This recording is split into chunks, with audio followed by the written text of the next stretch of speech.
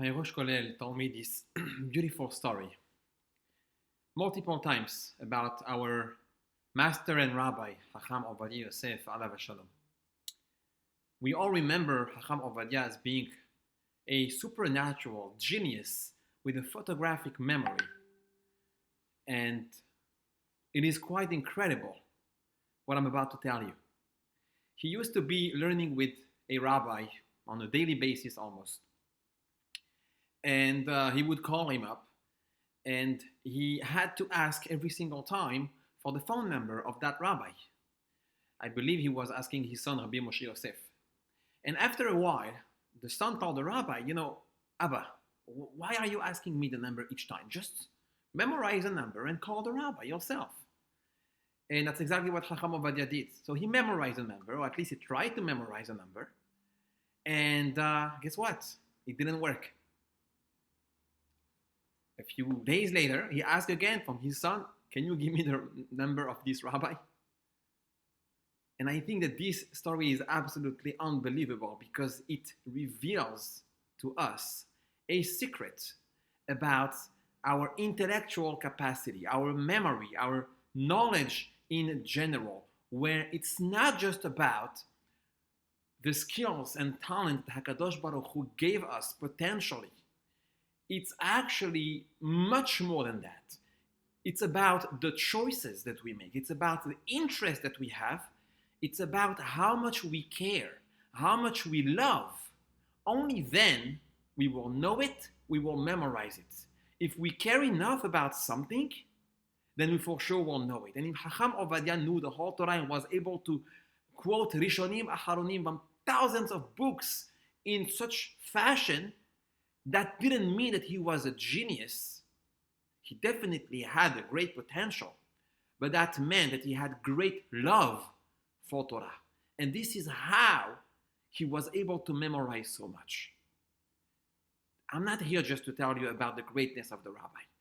I am here to tell you about us, about me, about you, about each and every single person, where HaKadosh Baruch Hu is showing us that love and knowledge, memory and care are both connected. Or I should say that our brain, our intellectual capacity, and our heart, our desires, our passions are very much connected to each other. When they work together, then we have unbelievable results. Results that can be lemala miderech hateva, that can be just above nature. And it goes the other way around. Because it's not just when you care about something that you will know really, really well about it. It's also when you know a lot about something, then you will learn that you can actually care about it. Let me explain what I mean. Think about the first time that the Torah is talking about Adam and Chava. Adam Arishon and Chava were the first couple in the history. And when we talk about marriage, we have to talk about connection, love, family. What is the first term that the Torah gives us about the dynamic of their relationship? So it's simple. The pasuk says, "Veha Adam yada et Chava ishto." Adam knew his wife. Now you could say that the concept of knowing is just a cover, a clean cover to talk about ideas that were more intimate. But if the Torah chose the word yada, there is definitely here a reason. And the reason is because the only way that you can connect with your spouse, the only way that you can love your spouse is if you actually get the time, the patience to know the person that you have in front of you.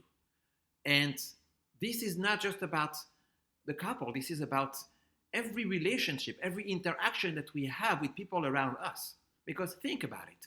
So many times we look at someone and that someone looks a little bit different than me. If it's because of the way he looks, because the way he thinks, because the way he walks, the way he talks, or anything really like so ridiculous, the way he eats. And we already have judged that person based on what we see, which is completely superficial because we never really had the courage, or I should say the strength, to step out of our own comfort zone and try to actually know the person a little bit closer.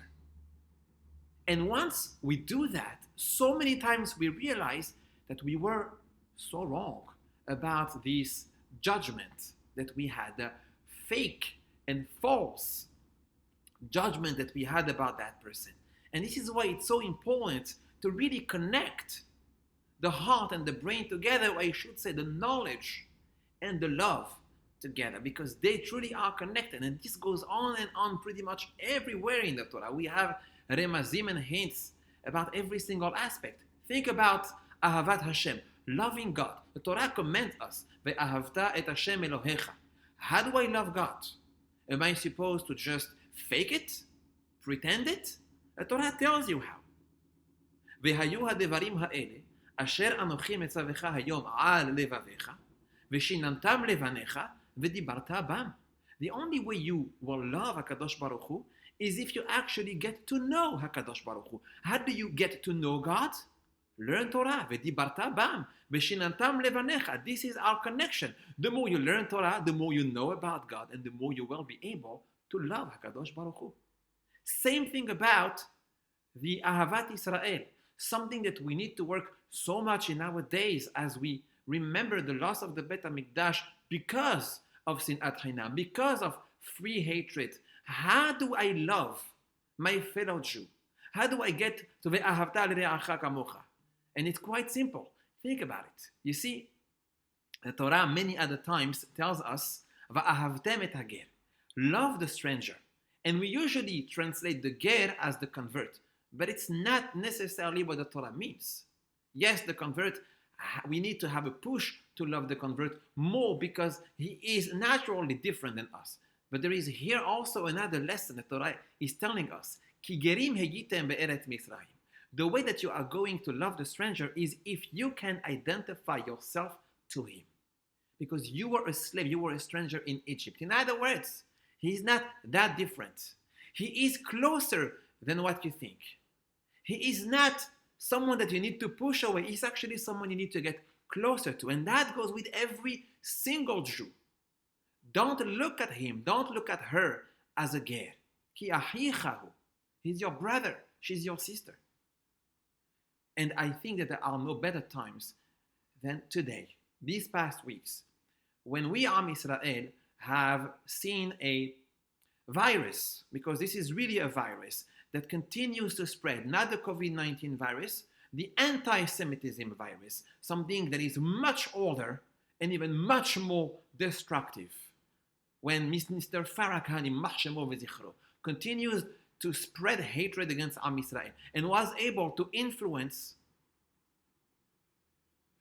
NFL players, NBA players, different celebrities that our children may wear their jerseys, have their posters, see them as their fan. And they are the ones that spread hatred. They are the ones who deliberately are calling us in so many names that are no less than pure anti-Semitism. The way that we respond to that is by two steps.